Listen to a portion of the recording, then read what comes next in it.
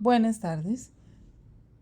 La exposición de hoy es reactivovigilancia, información entregada por Lady Diana Cárdenas Sandoval, bacterióloga de la institución Servimédicos Granada. ¿De qué se trata la reactivovigilancia? La reactivovigilancia es un programa que se basa en notificar, registrar, evaluar de manera sistemática y clasificar los efectos indeseados ocasionados por el defecto en la calidad de los reactivos de diagnóstico in vitro, así como los factores de riesgo relacionados con el fin de determinar la frecuencia, la gravedad e incidencia de los mismos para prevenir su aparición.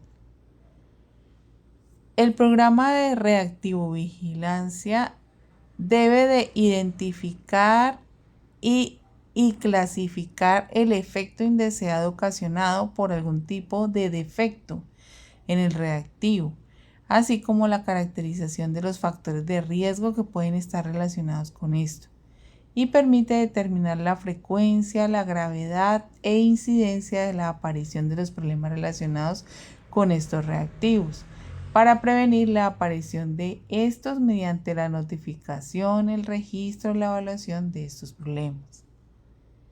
Un objetivo primordial es la identificación, clasificación, organización, registro, verificación y notificación de la información sobre los efectos indeseados o posibles fallas ocasionados por los defectos de la calidad de los reactivos, causados durante la entrega, el almacenamiento, la manipulación, la evaluación de los riesgos relacionados con los incidentes que se presenten durante su uso, hace que sea la vigilancia de la reactivovigilancia. Identificar, recolectar, evaluar, gestionar, divulgar es una de las actividades del programa por medio del sistema de vigilancia postmercado, que es una información sobre los eventos adversos e incidentes que se presentan durante su uso, en este caso de los reactivos de diagnóstico in vitro, con el fin de mejorar la seguridad de los pacientes, de los usuarios u otros. En el marco normativo, los reactivos tienen una normatividad vigente que inició desde el 2013 con una resolución que implementa el Programa Nacional de Reactivovigilancia. Esto se inició en el año 2013 y es regido por el INVIMA. En la clasificación de los reactivos in vitro tenemos el decreto 3770 de noviembre 12 del 2004. La clasificación de los reactivos de diagnóstico in vitro se deben basar en los riesgos sanitarios. Hay ciertas categorías donde nos evalúan el alto riesgo, el mediano riesgo y el bajo riesgo, dependiendo de la incidencia que tengan sobre el proceso, procedimiento o el riesgo que puedan ocasionar. En la categoría 3 son los de alto riesgo, en la categoría 2 de mediano riesgo y en la categoría 1 de bajo riesgo, teniendo en cuenta el conocimiento, el entrenamiento, la tecnología, el análisis, el impacto del resultado, de acuerdo con lo siguiente. Entonces, tenemos los reactivos de la categoría número 1. El ejemplo de ellos es el medio de cultivo, materiales colorantes, soluciones de lavado, componentes de reposición de un estuche o soluciones diluyentes, tampones o lisantes. Estas son soluciones que se deben usar para obtener un mejor resultado, pero el daño que pueden ocasionar no es directamente contra el usuario, la persona o un animal.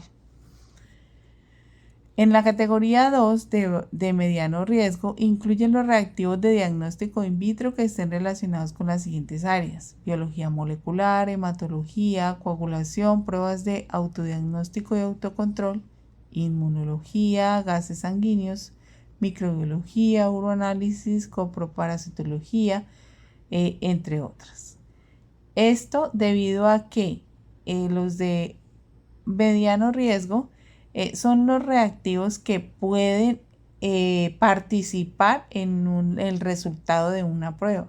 Si yo no le agrego o si le agrego y este se encuentra dañado o no se encuentra en sus óptimas condiciones, puede generar un falso positivo o un falso negativo en la reacción química por medio de la cual yo estoy dando un diagnóstico, ¿sí? ¿Y esto qué hace? Pues puede generar un daño en el paciente, ¿sí? Esto como ejemplo. Para los de la categoría 3 incluyen los reactivos que se usan para el tamizaje de enfermedades transmisibles en donantes de sangre, componentes sanguíneos y demás tejidos y órganos para trasplante. Están los usados para asegurar la compatibilidad inmunológica de la sangre y demás tejidos y órganos para trasplante. Están los usados para diagnóstico de enfermedades transmisibles de alto riesgo de peligrosidad para la vida de una población en general. En este caso, pues la de nosotros incluye las pruebas rápidas, ¿sí? Entonces, esto, como ustedes ya pueden darse cuenta, ya actúa directamente en una prueba y puede generarnos un daño posterior. ¿Por qué? Porque en el ejemplo de las pruebas pretransfusionales o las pruebas que se le hacen a una unidad de sangre para transfundir, pues es algo muy grave que estemos utilizando una técnica o una prueba que, un ejemplo, no nos pueda decir o esté fallando y nos diga que es un VIH negativo y resulta que es VIH positivo. Eso en un parámetro o en un entorno pues ya crítico, ¿no? Eso pues es algo grave y se supone pues que no podemos llegar a eso. ¿Sí? Entonces esas son las categorías de el tipo de reactivo que utilizamos en ciertos procedimientos. El sistema de reporte, entonces el reporte es una actividad que tiene como fin principal suministrar al INVIMA, al fabricante, al importador e instituciones prestadoras de servicios de salud la información clara, veraz y confiable sobre el riesgo de generación de situaciones indeseables relacionadas con este reactivo. Según el decreto 3770 de 2004 para realizar la vigilancia sanitaria de los reactivos de diagnóstico in vitro, inicialmente la IPS debe realizar una inscripción ante el INVIMA a través de un formulario de inscripción a la Red Nacional de Reactivo Vigilancia para notificar y ratificar la intención de participar en la red. Esto es un compromiso para nosotros entregar información que puede servirle a otros, ¿sí? O viceversa. ¿Y qué se debe reportar al INVIMA? Entonces los problemas relacionados con los reactivos. En el caso de eventos adversos, daños potenciales o riesgo de daño no intencionado al paciente o el medio ambiente como consecuencia de la utilización de un reactivo in vitro, ¿sí? Que esto se hace de manera inmediata por medio de los links que aparecen en pantalla.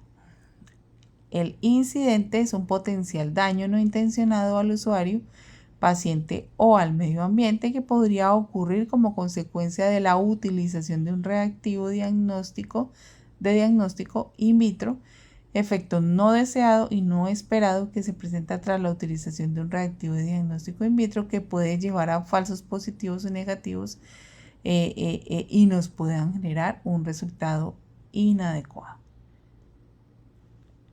¿Qué hace el INVIMA con la información? Entonces, el grupo de vigilancia epidemiológica analiza el caso con la información allegada en el reporte, la clasifica, identifica de acuerdo a la caracterización, la severidad y determina según la información allegada si requiere que el INVIMA solicitara la ampliación de la información del reporte, si como resultado de análisis se establece la necesidad de capturar información in situ, o sea, donde ocurrió, y evaluar la realización de visitas bien al importador, al fabricante o al reportante. En tanto, la completitud y veracidad de la información debe ser garantizada en el marco de la reactivovigilancia. Muchísimas gracias, espero que la información les sirva.